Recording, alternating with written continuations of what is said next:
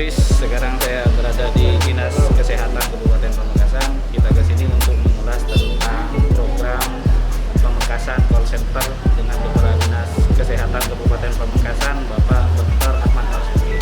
Untuk lebih detailnya apa yang akan kita bahas tentang PCC dengan Kepala Dinkes Kabupaten Pamekasan, mari ikuti saya ke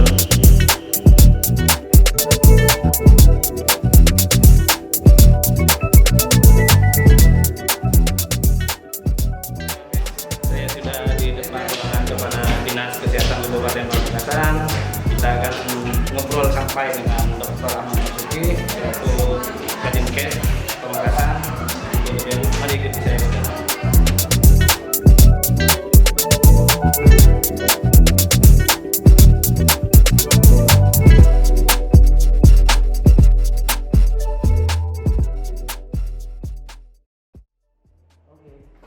Mungkin bisa diceritakan dengan PCC.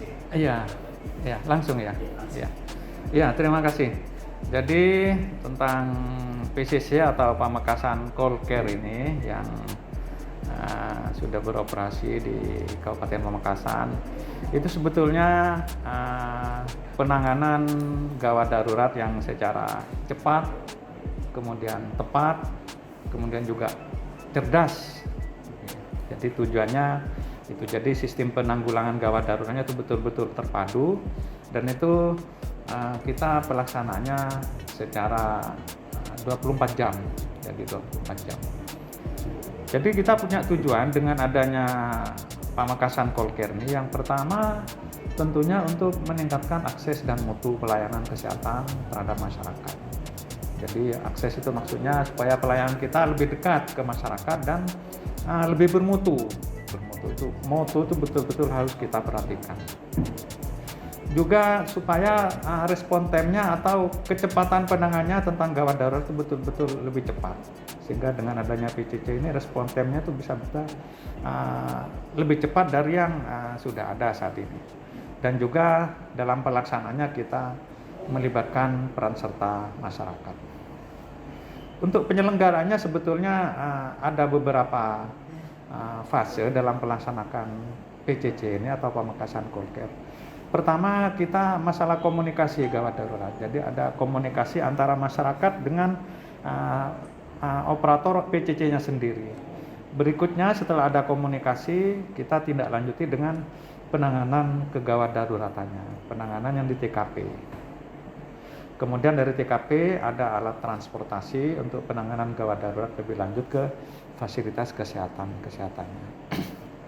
Yang pasti dalam melaksanakan tugasnya, fungsi PCC ini lebih banyak, pertama kita melaksanakan triase atau pemilahan mana pasien yang harus dirawat di TKP, kemudian mana pasien yang harus dibawa ke Vaskes berikutnya. Kemudian di situ dipandu oleh petugas yang ada PCC. Jadi sifatnya lebih ke first aid. Jadi memandu tentang kondisi pasien saat itu seperti apa, gimana. Kemudian dievaluasi dan melaksanakan koordinasi. Yang pasti tugas PCC ini lebih fokus ke dispatch, artinya meneruskan penerima dari telepon yang diterima dari masyarakat, diteruskan oleh PCC. Kemudian setelah telepon itu diterima, kemudian di operator pelayanan gawat darurat ada algoritma mana yang harus diselesaikan. Itu diselesaikan, mungkin yang cukup dilayani di tempat bisa juga ditindaklanjuti dengan mobil sehat. Mobil sehat yang terkenal dengan nama sigap, siaga tanggap peduli. Itu sigap, di mobil itu ada tulisan sigap, siaga tanggap peduli. Kemudian berikutnya dari mobil sehat kita juga memberikan informasi kepada Vaskes dan juga jumlah tempat tidur yang tersedia di Vaskes tersebut. Untuk ketenagaan sebetulnya di PCC itu ada koordinator di PCC, kemudian ada tenaga kesehatannya juga jelas ada, kemudian ada operator dan lain-lain tenaga, itu yang ada di PCC. Di fasilitas kesehatan atau di mobil sehat juga kita tersedia tenaga-tenaga yang ada di jaringan-jaringan kesehatan. Sehingga dalam hal penanganan PCC ini bisa penanganannya sebelum atau pro fasilitas, kemudian yang intra fasilitas dan antar fasilitas itu harus tetap jalan. Jadi sebelum nyampe ke lokasi Fasiankes apa yang harus dilakukan, kemudian antar Fasiankes itu apa yang harus dilakukan oleh PCC, kemudian di dalam Fasiankes tersebut apa yang harus dilakukan oleh tenaga kesehatan. Jadi dalam hal ketenagaan bisa tenaga PCC itu bisa bergerak sendiri, bisa juga menggerakkan tenaga kesehatan yang ada di lapangan yang digerakkan oleh koordinator PCC tersebut. Seperti yang saya sebutkan tadi bahwa dalam pelaksanaan PCC ini kita melibatkan peran serta masyarakat. Ini yang penting. Yang penting peran serta masyarakat karena kita tidak bisa bekerja sendiri. Kita tenaga kesehatan tidak mungkin melakukan tugas sendiri. Harus ada peran serta masyarakat. Peran serta masyarakat yang bisa dilakukan di PCC pertama menghubungi. Jadi yang menghubungi PCC itu pasti masyarakat.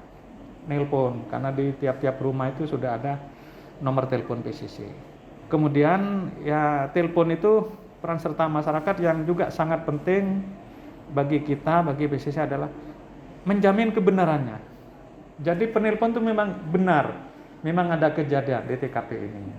Jadi diharapkan tidak ada teleponan yang main-main gitu. Jadi harus ada jam. Kemudian peran serta masyarakat yang juga kita dibutuhkan di sini adalah membantu di TKP.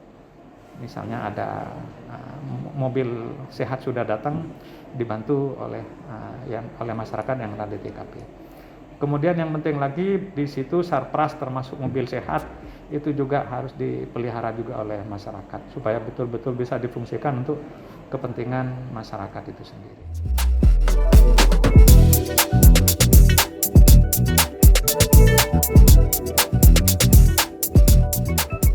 Deteksi dini itu betul pasti itu karena sebelum PCC juga pasti deteksi dini itu kita sudah punya punya alat, punya instrumen yang namanya PISPK.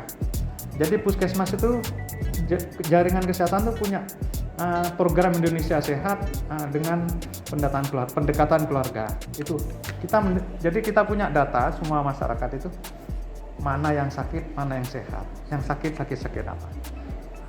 Jadi kita punya data istilahnya deteksi dini. Kalau memang penyakitnya betul-betul diperlukan, PCC ini bisa mendapatkan data itu.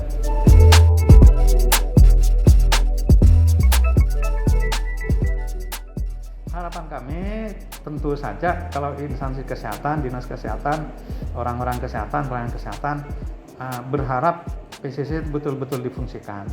Kemudian harapannya untuk masyarakat seperti yang saya sebutkan tadi, peran serta masyarakatnya betul-betul bagus. Peran serta ya mereka menelpon, kemudian menelpon itu harus dijamin kebenaran teleponnya. Kemudian masyarakat juga diharapkan bisa membantu menangani di TKP dan berikutnya sarana prasarana yang ada di masyarakat termasuk mobil sehat supaya betul-betul dipelihara.